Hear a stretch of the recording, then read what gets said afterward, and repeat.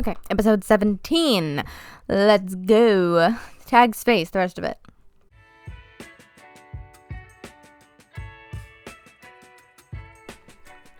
Hello there, everyone, and welcome back to Lady Qi'ra's Galactic Adventure, where we traverse the universe in our Correlian Corvette Cruiser, the Vindicator. I am, of course, your host on this excursion, Admiral Qi'ra Vundari of the Alliance to restore the Republic.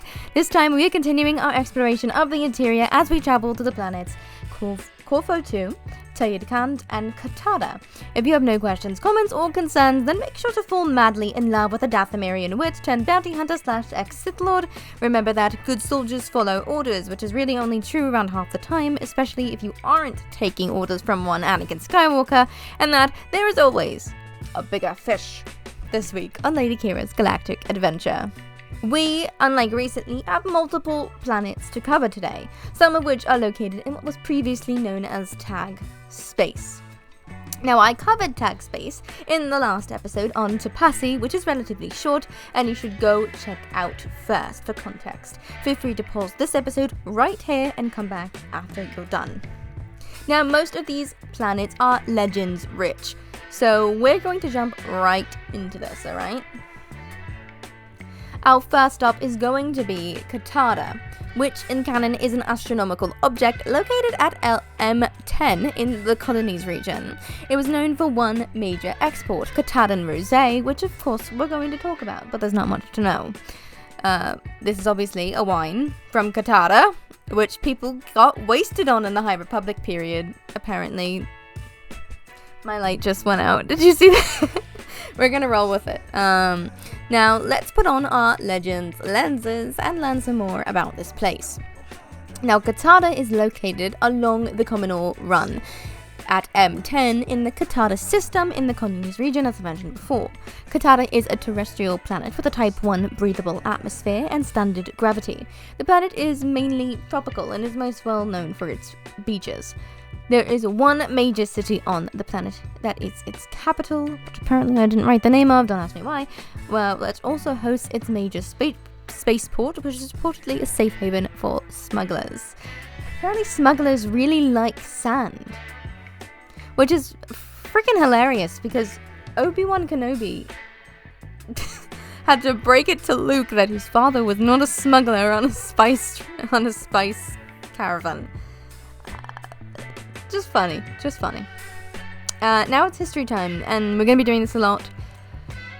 Actually, there's not much to tell, so I'm not playing the music this week. Next week, I promise. Kattad joined the Republic sometime before the Indector era, which lasted sometime between 17,018 BBY and 15,000 BBY. It's in this period of history the Ulsicon conflicts began, and if you don't know what those are, I recommend you go and listen to my episode on Ulsicon, which is rightfully named, quote, Ulsicon has a lot of conflicts, unquote. Because the only thing I learned that entire episode was that Ulsicon and Coruscant need couples therapy. Look, it's a long one, but I think I did a decent job explaining things, because these conflicts go on for thousands of years. But during those conflicts, Kattad supported Ulsicon and not Coruscant. There was a battle fought here on Kattad in 0 BBY that was led by Princess Leia Organa herself. And that's everything I have on this planet, so we're gonna head over to our next one, Tyed Kant. Look, Tyed Kant is a planet I only have Legends data on, so make sure you still have your Legends lenses prepped and ready. Tyed Kant is a gas giant with somehow no recorded moons. I don't know how. It's also the only planet noted in the Cantel system, which is located at M10, also along the Cominor Run. Again, the Cominor Run is a hyperspace lane. It's a major hyperroute, right? And major hyperroutes are the most stable areas for travel and commerce throughout the galaxy. Tyed Kant has a rotation period of 26 standard hours and an orbital period of 335 local days.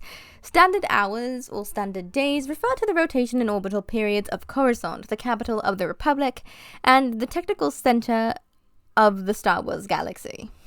For more information on it, please check out my Coruscant episode. It is a bit long, much like the Ulsicon one, but I spent a lot of time on it, and I think it's incredibly informative about Coruscant's role in the greater Star Wars universe.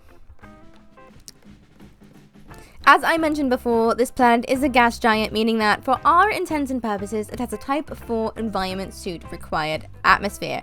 I go into the different types of atmospheres in the Brental System episode, I believe. Although the environment is toxic to most sentient species, there are semi-intelligent beings that live on the planet.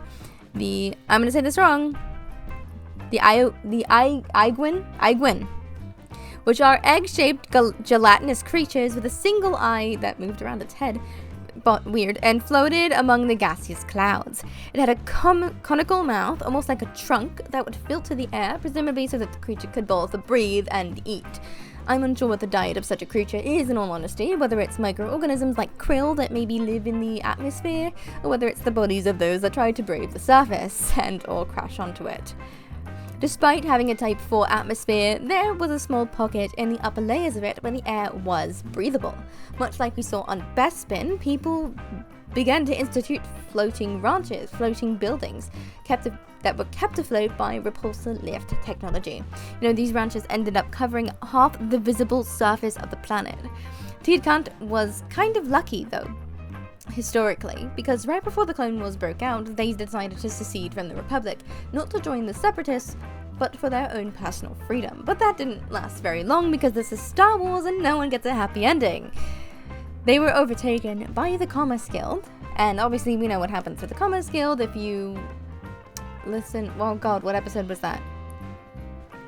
I think it's like 2 or 3 episodes back. Skako, the Skako episode. Go listen to the Skako episode.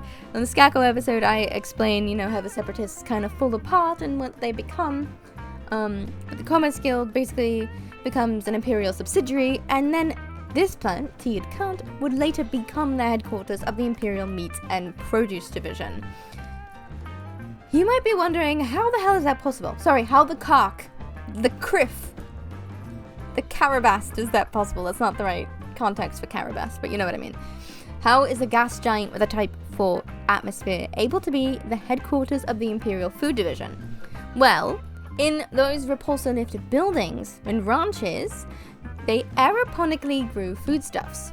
Look, aeroponics is like aquaponics, is an incredibly interesting system, and I have myself grown produce in this way, in a greenhouse, but still. Basically, you take seeds and you put them into nutrient blocks and then place them in water vessels and they start to grow, et voila. On that sustainable note, that's everything I have for you on Kant, so let's head on over to our third planet on today's adventure, Korfo 2. Look, keep those Legends lenses on only because the only canon information we have on this place is that it's in Tagge Space, and one of the managers on Korfo 2 defected and started working for Crimson Dawn. I don't understand. I mean, I do the same thing to get to look at more. Anyways, in Legends, we know that Korfo 2 is located in the Korfo system, where we have no other listed planets. So, during the times of the Empire, there was an Imperial bank centered here, named, take a guess, the Imperial Bank of Korfo 2. Honestly, it's a horrendous name. It's borderline ridiculous how unoriginal Star Wars names can be. Like, let's call this new government that we've envisioned and fought for since the Empire took over and call it the New Republic. Because yes, that's what our brothers and sisters in arms died for, right?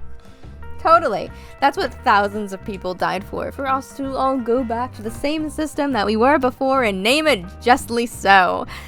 I mean, at least the First Order was original in its naming conventions, and I know I've completely dropped the accent. Don't talk about it, okay? Like, are we gonna call Ezra Bridger the first member of the new Jedi Order? No! Ignore me. I'm killing time. I didn't say that.